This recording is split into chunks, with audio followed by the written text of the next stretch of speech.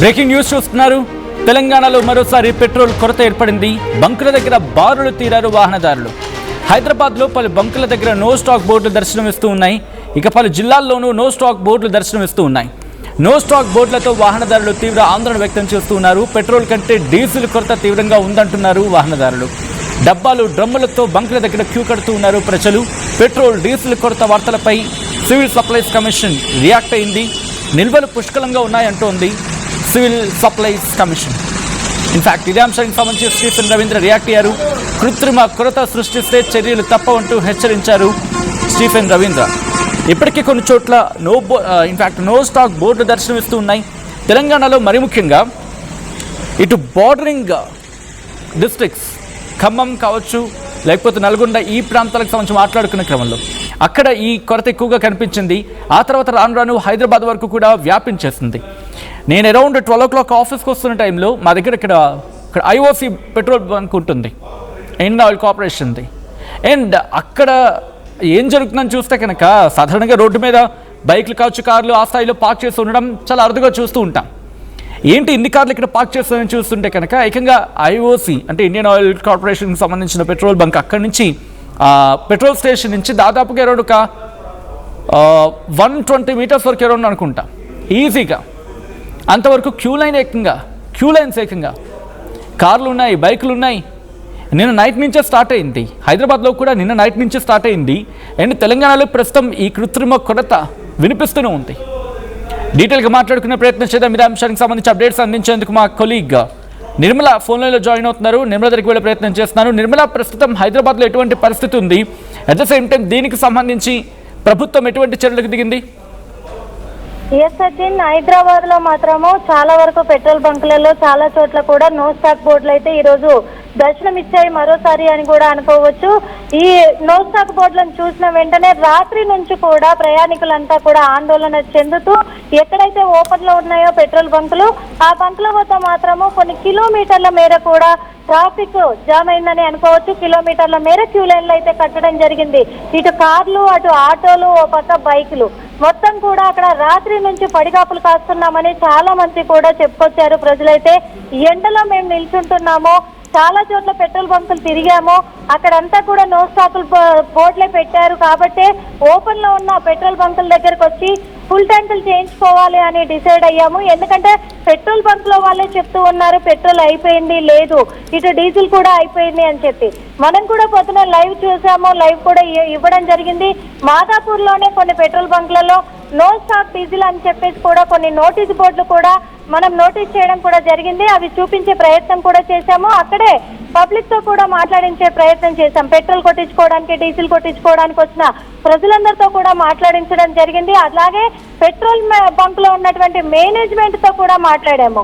వాళ్ళు మిషన్ తో సహా చూపించారు, మిషన్ లో మొత్తం కూడా చూపించారు. మనకి డీజిల్ శాతం ఎంత ఉంది, పూర్తిగా అయిపోయింది అనేది కూడా చూపించారు. అలాగే పెట్రోల్ ఆ సమయానికి 3000 లీటర్లు మాత్రమే ఉంది మా దాంట్లో అని చెప్పేసి ఆ మిషన్ కూడా చూపించే ప్రయత్నం చేశారు. అది అయిపోయింది అంటే గనక ఇక మేము టోటల్ గా పెట్రోల్ కూడా నో స్టాక్ బోర్డు పెట్టేసి బారికేడ్లు వేసి క్లోజ్ చేయాల్సిందే పెట్రోల్ బంకు. అప్పటికే మేము ట్యాంకర్లను బుక్ చేసుకున్నాము, కానీ ట్యాంకర్లు ఏ టైంకి వస్తాయి అనేది క్లారిటీ లేదు అని చెప్పేసి పెట్రోల్ బంకు నిర్వాహకులు కూడా, మేనేజ్మెంట్ కూడా చెప్పడం జరిగింది. అయినప్పటికీ ఓ పక్క చూస్తే అక్కడికి డ్రమ్ములుగా ఇట్లా డబ్బాలు అలాగే చిన్న చిన్న క్యాన్లు కూడా అక్కడికి తీసుకురావడం కూడా జరిగింది. చాలా మంది ఎందుకు ఇవన్నీ పట్టుకొస్తున్నారంటే గతంలో కూడా పెట్రోల్ స్టాక్ అనేది నో స్టాక్ అవ్వడంతో కూడా అప్పుడు చాలా ఇబ్బందులు ఎదుర్కొన్నాము. ఇప్పుడు కూడా మళ్ళీ చాలా పెట్రోల్ బంకుల దగ్గరికి వెళ్ళి చూసాము, అక్కడంతా కూడా క్లోజ్ చేస్తున్నారు. కాబట్టి మేము తీసుకెళ్ళాలి ఒకేసారి అని చెప్పేసి ఇంకొకటి జేసీబీలు నడుపుకునే వాళ్ళకు రోజుకు 200 లీటర్ల పెట్రోల్ పడుతుంది. కానీ మా కింద కొన్ని వందల మంది పనిచేస్తారు, మేము పనులు ఆపుకోవాల్సిన పరిస్థితి వస్తుంది ఇప్పుడు డీజిల్ మాకు లేకపోతే అని చెప్పేసి వాళ్ళు కూడా ఆవేదన వ్యక్తం చేయడం జరిగింది. కానీ చాలా వరకు బైకర్లు మాత్రము కొన్ని మాటలు చెప్పారు. ఏమనంటే ఇది ఎండాకాలం అవడంతో ఈ ఎండలో మేము వడదెబ్బ కొట్టేలాగుంది, మాకు గంటలు నిలబడుతున్నాము, నిలబడ్డప్పటికీ కూడా మాకు పెట్రోల్ లేదు అని చెప్పట్లేదు. దగ్గరికి వెళ్ళిన తర్వాత తీరా పట్టించుకుందాం అనేసరికి పెట్రోల్ లేదని అప్పుడు పంపిస్తా ఉన్నారు. కొన్ని గంటల పాటు వెయిట్ చేస్తున్నాము ఇక్కడ పెట్రోల్ బంకుల దగ్గర. స్టాక్ లేక కానీ చాలా ఇబ్బంది అవుతుంది. వర్క్ ఫ్రమ్ హోమ్ అన్నా పెట్టాలి, ప్రభుత్వం చర్యలు తీసుకోవాలి, ఇట్లా వర్క్ ఫ్రమ్ హోమ్ పెట్టించడానికి అని చెప్పేసి వాళ్ళ ఆవేదన కూడా వ్యక్తపరచడం కూడా జరిగింది. Sachin, alright, thanks for the update Nirmala. మొత్తం అయితే మాత్రం తెలంగాణలో కూడా ఆ ఇంపాక్ట్ కనిపిస్తుంది. తెలంగాణలో ఇంకోసారి పెట్రోల్ కొరత గురించి మాట్లాడుకుంటున్న క్రమం, బంకుల దగ్గర బారులు తీరారు వాహనదారులు. హైదరాబాద్లోని పలు బంకుల దగ్గర నో స్టాక్ బోర్డులు కనిపిస్తూ ఉన్నాయి. పలు జిల్లాల్లో నో స్టాక్స్ బోర్డులు దర్శనమిస్తూ ఉన్నాయి. ఇక నో స్టాక్ బోర్డులతో వాహనదారులు తీవ్ర ఆందోళన గురవుతున్నారు. పెట్రోల్ కంటే డీజిల్ కొరత తీవ్రంగా ఉందంటున్నారు వాహనదారులు. డబ్బాలు డ్రమ్ములతో బంకుల దగ్గర క్యూ కడుతూ ఉన్నారు ప్రజలు. పెట్రోల్ డీజిల్ కొరత వార్తలపై రియాక్ట్ అయింది సివిల్ సప్లైస్ కమిషన్. నిల్వలు పుష్కలంగా ఉన్నాయంటోంది civil supplies commission. Stephen Ravindra react అయ్యారు. కృత్రిమ కొరత సృష్టిస్తే చర్యలు తప్పవంటూ హెచ్చరిస్తూ ఉన్నారు ఆయన. ఈ నేపథ్యంలో గత కొద్ది సేపటి క్రితం మా ప్రతినిధి నిర్మల గ్రౌండ్కి వెళ్ళారు. గ్రౌండ్లోకి వెళ్ళి అక్కడ ఎటువంటి పరిస్థితి ఉంది, మరి ముఖ్యంగా పెట్రోల్ పంప్, ఆ పెట్రోల్ స్టేషన్స్ దగ్గర, ఫ్యూయల్ స్టేషన్స్ దగ్గర ఎటువంటి సిచ్యువేషన్ ఉందో రిపోర్ట్ని ప్రిపేర్ చేశారు. ఇప్పుడు ఆ రిపోర్ట్ని చూద్దాం. ప్రస్తుతం మాదాపూర్లోని ఇండియన్ పెట్రోల్ బంక్ వద్ద అయితే ఉన్నాము. మనం చూస్తున్నాం కదా నో స్టాక్ బోర్డులు, ఇక్కడ డీజిల్ నో స్టాక్.